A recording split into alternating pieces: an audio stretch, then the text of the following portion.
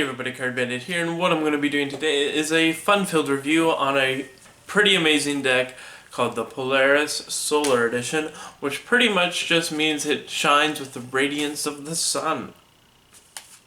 So maybe it doesn't do that, but what it does do is provide hours and hours of fun-filled enjoyment for whatever your cardistry needs are. Mainly cardistry. I wouldn't really use this for Magic, I don't think, but that's just my own personal opinion, but we'll get all into that. It's just a really great deck of cards that I enjoy using, and let's get straight into the review. So let's start out with this tuck case. On the front of the tuck case it says Polaris, and then it has Solar right there. And on the front it has like this really nice star/sun design right in the center, followed by like this nice fading line design that you'll find throughout the whole deck. And this is pretty much indicative of what you'll see on the backs of the playing cards. On the top of the tuck case it says Vanda, which is, well, that's their logo, and whether you believe it says Vanda there or not, it actually does. On each of the sides it says Vanda as well, but it also has a VandaPlayingCards.com right there on both sides. On the bottom it has the regular publishing mumbo jumbo. On the back right here it's pretty much indicative of what you'll see of all the court cards. I believe that's a picture of a king right there, and it has like that circular design in the center there without the faces, and like this fading design all the way through. And then you open it up, it's got orange flap and tabs, and then the inside is boring white like most tuck cases are. And that's your tuck case. And now for the backs of the cards. So like I said, the backs of the cards are pretty much what you saw on the front of the tuck case. Slightly different though, because on the back design you have that main orange star going through, and then you also have a central star with like a dot in there. So you have essentially this central star portion, and then it expands out into like a larger star or like sun, whatever you want to go for. They're pretty much the same thing if you think about it. Then you've got like those yellow corner pieces, and followed by like those darker central lines, and those darker parts there will actually accentuate things like fans and spreads and whatnot.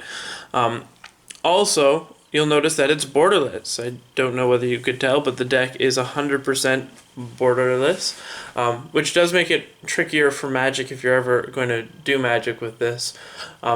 And you might think you would use it for Magic because there are a couple gimmicks which I'll show you. But other than that, I just really enjoy the back design just because how it pops in the vibrant coloration of the back, and just how you've got these like fading lines all over the design, and I really just like the accents of the backs of these cards. So let's sort of talk about what you get in the card box besides the cards. You get two gimmicks. One is like a 10 of hearts with all the hearts and stuff jumbled at the bottom, and the other one is a 9 of clubs with all the clubs scattered all over the place. And those could be really interesting gimmicks, and I'm pretty sure you could probably think of a couple ideas if you're really into Magic for what those gimmicks could be used for. Throwing those away, well, not out, but just away, we've got the aces. Okay, 1, 2, 3, 4 aces, and all the aces just have a central pip. The whole deck's customized, so you see like all the aces have this darker side and then a lighter side fading right into the center there, and all the aces have the same similar like faded pip design. Even the ace of spades, so there's nothing special about the ace of spades, but all the aces are special, so what are you gonna do? And then you have like the ace of clubs there, and all the cards are different colors, so like all the suits are different colors. You don't have black and red, you have like a grayish green color, a purpley color, a orange, and a dark red type color.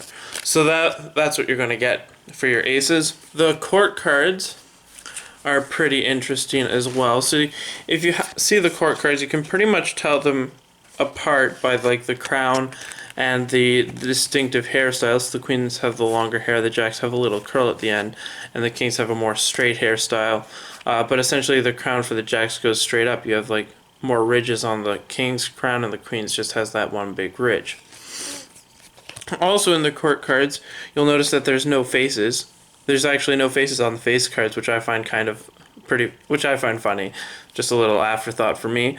But anyway, you also have like a circular star design that's indicative of what you see on the backs of the cards. You can see the similarities there, but all the court cards have that circular design, and it's just a really interesting deck to have. On to the Jokers. The Jokers pretty much have that same circular design, just with like a sun around it, and they have two S's for like solar. And then the two Jokers, you have a darker one and a more vibrant orange outside one, like orange on the outside one.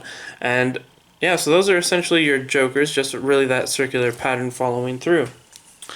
All the spot cards are also customized, and you'll notice that all the pips in them have that same faded design as the aces.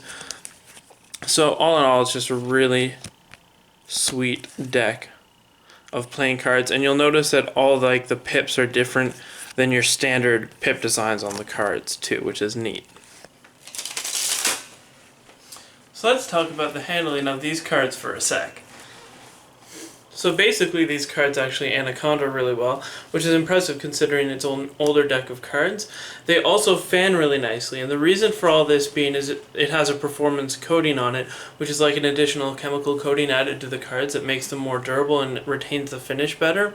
So essentially it allows you to fan the cards and keeps them in better condition longer. As you can see, they do fan very nicely. You've got a nice pattern to the fan because it's a borderless design, so you've got like two orange lines that follow its way through, followed by a lighter, like a lighter orange line there. You can also do fans like the inverse fan, or even say like this sort of like S fan type deal that I've come up with, just because they all look really nicely and the performance coating makes the cards last.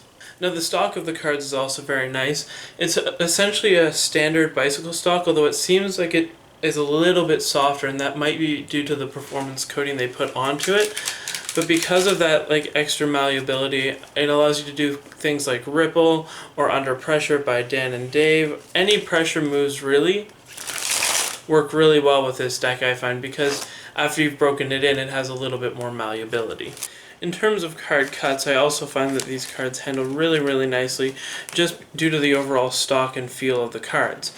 Because the stock is a similar thickness to like a bicycle deck of playing cards, they last a while, but I can also pretty much grab the cards easily and get the right number of cards that I need for doing the card cuts. I also think you'll have to break them in a little bit just because of that performance coating. They're super slippery right out of the box, but after you've played around with them for a little bit, they actually handle quite nicely. The cards also look really nice in card cuts due to that borderless design and the neat sort of pips you've got going on there. So I also do really enjoy the way the cards look whenever you're doing card cuts. And the cut of the cards is really nice too, because it's not too like slippery and it's not too harsh on the fingers.